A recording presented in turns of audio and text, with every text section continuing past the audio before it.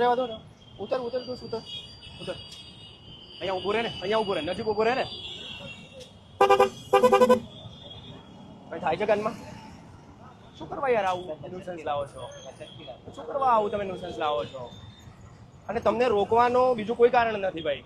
રોકવાનું કારણ એ જ છે કે તમારી આગળ કોઈ ટુ વ્હીલર ચાલક જઈ રહ્યો હશે, એકાએક તમે બગાડશો તો એ ગભરાઈ જાય, પડી જઈ શકે, એનું બેલેન્સ બગડી શકે છે અને એનું એક્સિડન્ટ થઈ શકે છે. ભાઈ અત્યારે ખોટા સીન નથી કરો, ખોટા સીન નથી કર અત્યારે દોસ્ત. હું પોતે એક સામાન્ય ફેમિલીમાંથી આવેલો છું.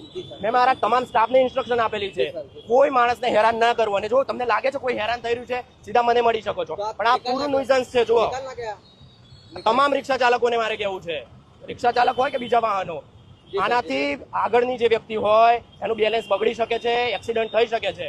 અને આવા નંબર ઓફ એક્ઝામ્પલ મેં પોતે જોયેલા છે. બરાબર, કરોડ રૂપિયા ખર્ચીએ ને તો બી ભાઈ જિંદગી પાછી ન આવે.